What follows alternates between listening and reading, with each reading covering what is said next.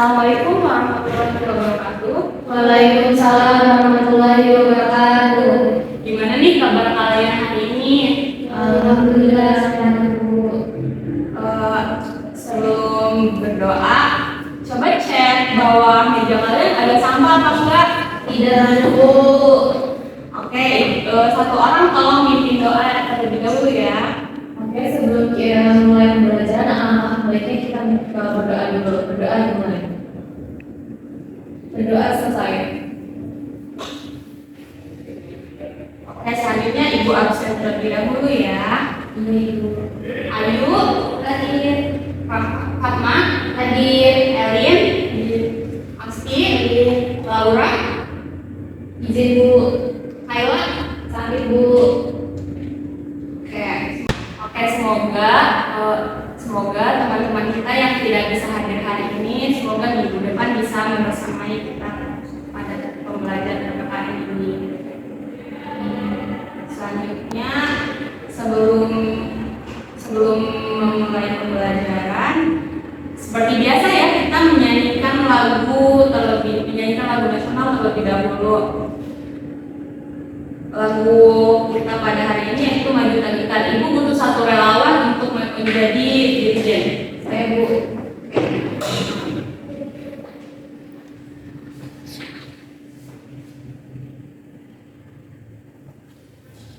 Mohon semuanya berdiri ya. Sabar saya dulu sini.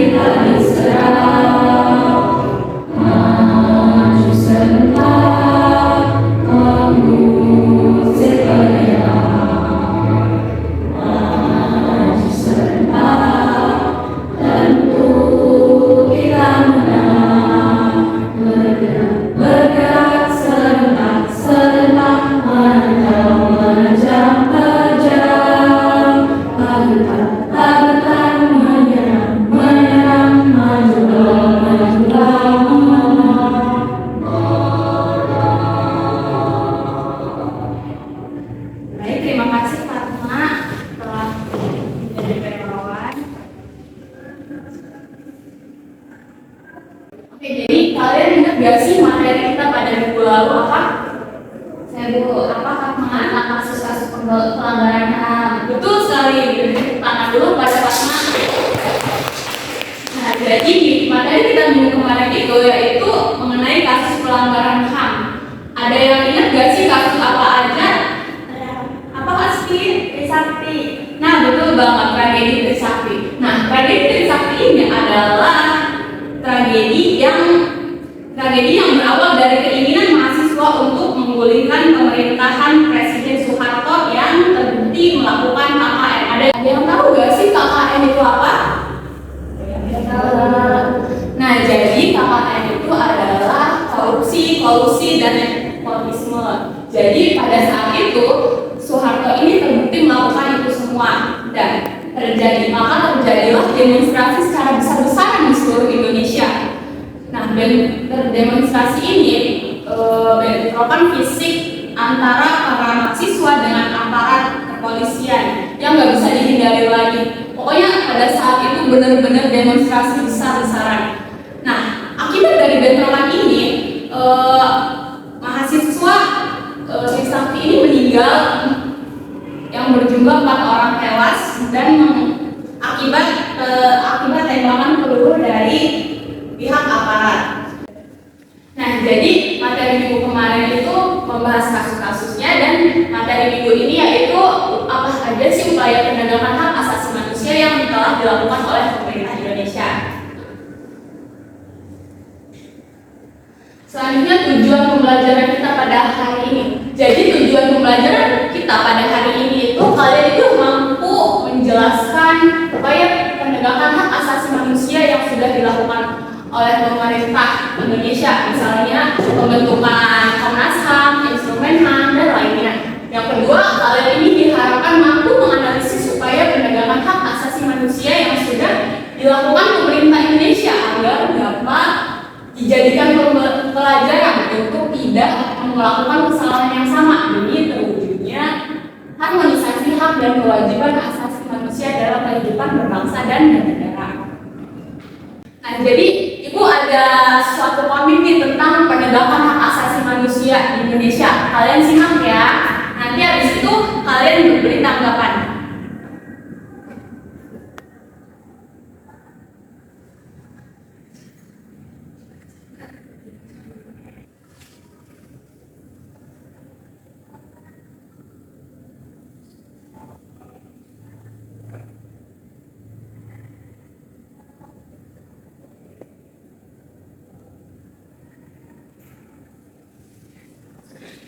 Setelah ditampilkan komik ini, ada apa sih tanggapan kalian mengenai komik yang Ibu tampilkan? Silakan Kak Ma. Izin memberi tanggapan. Jadi tanggapan dari komik tersebut itu yaitu menyampaikan pesan bahwa HAM adalah bagian integral dari Konstitusi Indonesia dan mengajak masyarakat untuk lebih aktif dalam memperjuangkan HAM dalam kehidupan sehari-hari. Apa ada lagi? Komik ini menyampaikan pesan yang kuat tentang pentingnya HAM dalam kehidupan sehari-hari dengan menekankan bahwa HAM merupakan bagian integral dari Konstitusi Indonesia. Komik ini mengajak masyarakat untuk memahami, menghargai, dan memperjuangkan hak-hak mereka serta hak orang lain. Ini merupakan upaya penting dalam membangun kesadaran kolektif dan memperkuat praktik-praktik demokratis di masyarakat. Nah, betul banget. Kak, kita kasih tepuk tangan dulu ya untuk Fatma dan Asih.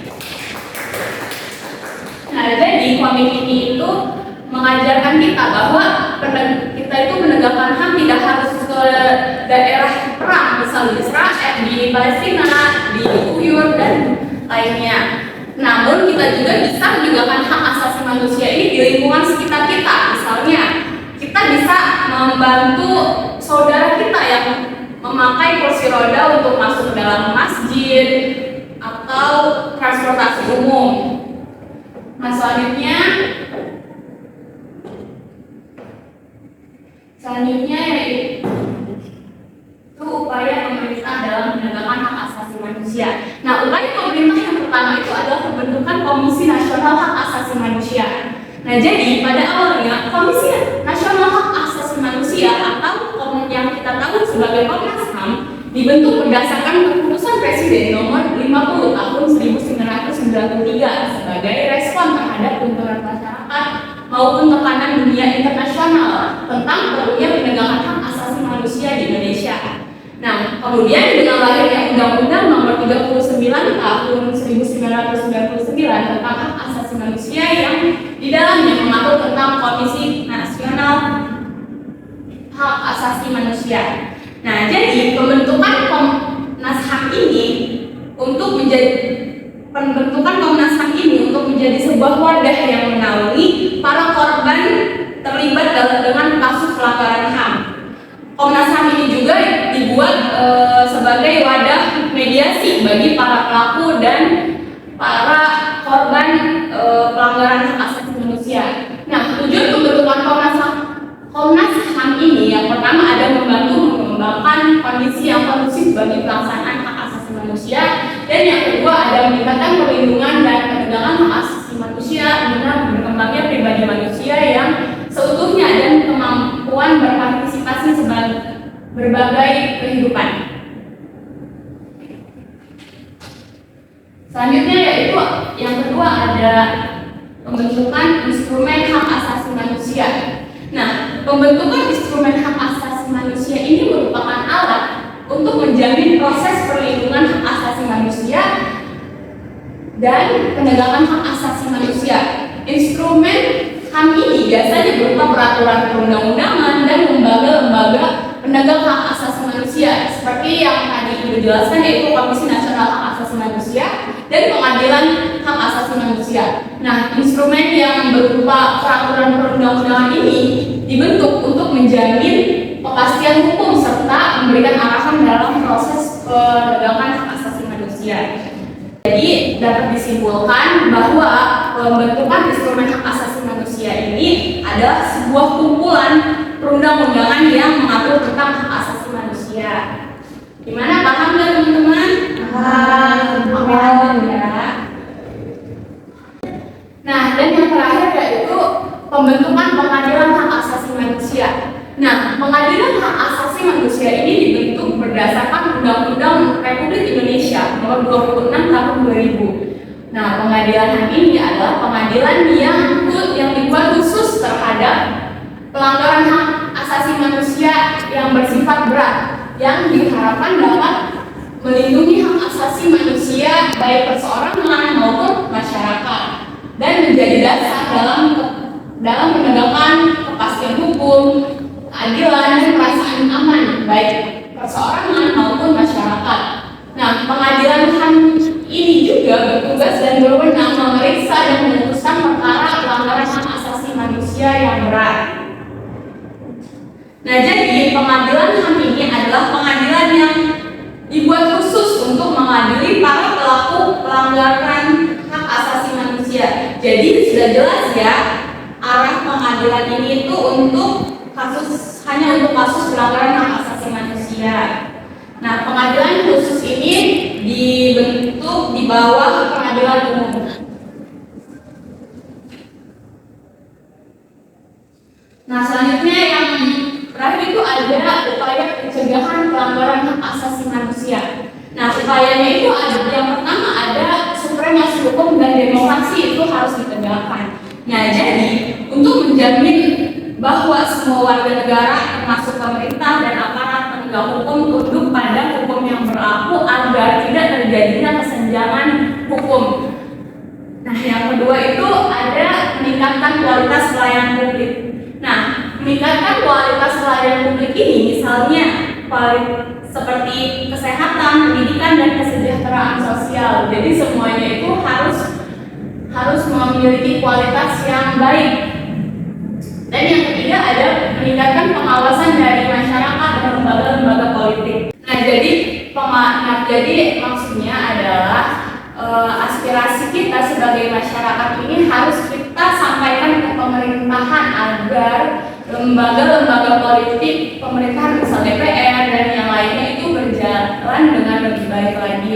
Nah, yang terakhir itu meningkatkan kerjasama yang harmonis antar kelompok atau golongan dalam. Nah, selanjutnya Ibu minggu kemarin kan sudah menugaskan kalian untuk membawa karton, membawa sticky note dan membawa sticky note, spidol dan lem serta gunting. Nah, kalian bawa enggak?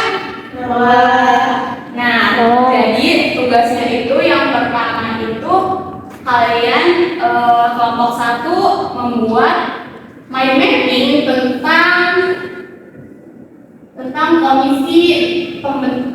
Komisi Nasional Hak Asasi Manusia. Nah, jadi dalam mind mapping tersebut kalian menuliskan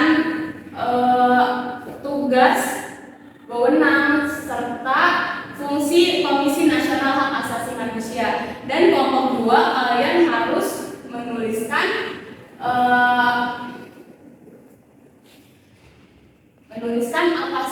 apa aja sih instrumen hak asasi manusia. Ibu kasih waktu 20 menit, cukup nggak? Oke, silakan dikerjakan ya. Ada kesulitan atau enggak? Hampir selesai tuh. Oke, kamu ada kesulitan apa enggak? Tidak ada. Oke, gimana?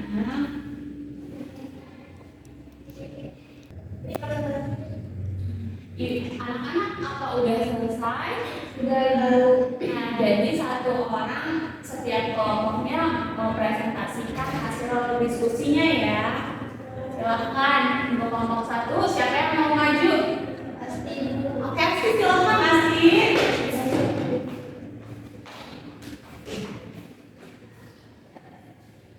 Saya dari perwakilan kelompok 1 akan menjelaskan hasil tugas dari kelompok. Nah, yang pertama dari sini ada ditetapkan Piagam HAM Indonesia pada tahun 1998. Terus yang di sini ada dalam sidang istimewa MPR 1998 ditetapkan sebuah ketetapan MPR mengenai hak asasi manusia TAP MPR nomor 1998. Konferensi Internasional terhadap Anti-Apartheid dalam olahraga telah diratifikasi dengan Undang-Undang NRI nomor 48 tahun 1948. Terus ada amandemen kedua Undang-Undang Dasar NRI tahun 1945 telah ditetapkan satu tambahan bab dalam batang tubuh yaitu bab 10A yang berisi mengenai hak asasi manusia melengkapi pasal-pasal yang lebih dahulu mengantar mengenai masalah HAM. Terus konferensi hak anak. Terus ada Undang-Undang Dasar RI nomor 3 tahun 1997 tentang pengadaan anak. Terus ada Undang-Undang RI nomor 23 tahun 2002 tentang perlindungan anak. Nah, sekian dari saya. Terima kasih Asti. Tepuk tangan dong untuk Asti. Selanjutnya kelompok 2.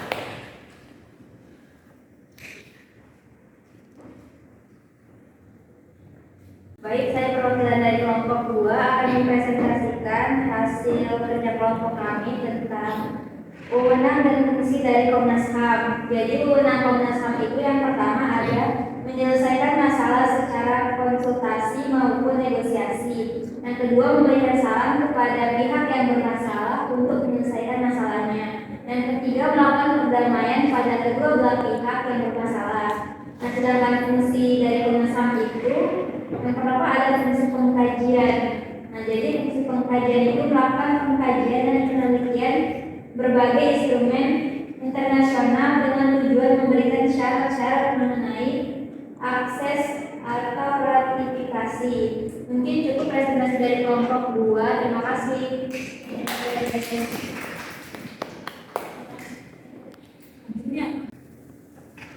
Nah, bagus sekali ya presentasi dari teman-teman kita tadi. Nah, selanjutnya yaitu Ibu ada 5 soal nih.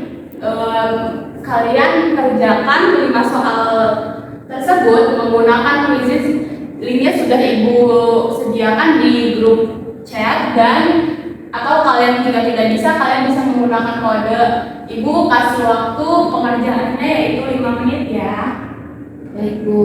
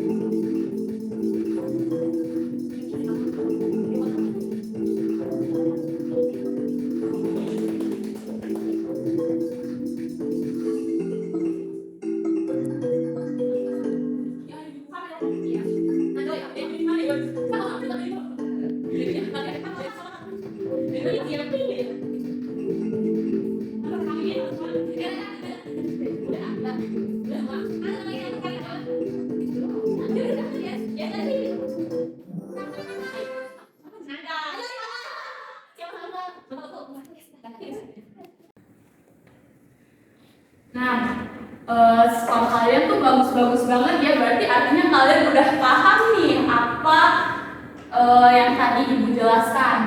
Nah, jadi sekarang Ibu mau ngasih kalian sekaligus penilaian untuk diri kalian ya.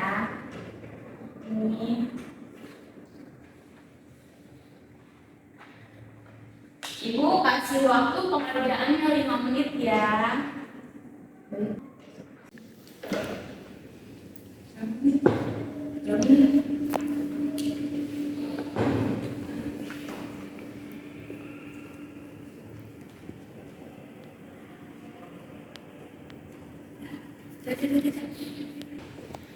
Gimana anak-anak, udah selesai? Sudah, Bu. Ibu kumpulkan ya. Iya, Bu. Nah, itu tadi udah sampai ke penghujung pembelajaran. Siapa yang mau menyimpulkan pembelajaran kita pada hari ini? Ya, silakan Asti. Upaya penegakan HAM yang sudah dilakukan oleh pemerintah adalah pembentukan Komnas HAM, terus pembentukan instrumen HAM, dan pembentukan pengadilan HAM. Terus ada upaya pencegahan yang dapat dilakukan untuk mengatasi berbagai kasus pelanggaran HAM adalah supremasi hukum dan demokrasi harus ditegakkan, meningkatkan kualitas pelayanan publik, meningkatkan pengawasan dari masyarakat dan lembaga-lembaga politik, meningkatkan penyebarluasan prinsip-prinsip HAM kepada masyarakat, meningkatkan profesionalisme lembaga keamanan dan pertahanan negara, meningkatkan kerjasama yang harmonis antar kelompok atau golongan dalam masyarakat. Cukup. Ada lagi yang mau menyimpulkan? Tidak, Bu. Nah, bagus banget kesimpulan dari Asti. Berarti kita semua sudah paham ya apa itu upaya penegakan hak asasi manusia di Indonesia. Mungkin itu saja materi yang dapat Ibu sampaikan. Kalian tetap harus semangat belajar ya. Kalian harus ingat kepada kedua orang tua kalian yang sudah mendidik kalian, yang sudah memberikan kepada kalian, sampai kalian bisa untuk hadir pada hari ini. Apa setelah pembelajaran Ibu ada pelajaran lagi? Ya. Nah, berarti ini pelajaran terakhir ya. Oke, Ibu cukupkan saja. Wassalamualaikum warahmatullahi wabarakatuh. Waalaikumsalam warahmatullahi wabarakatuh. Terima kasih, Bu.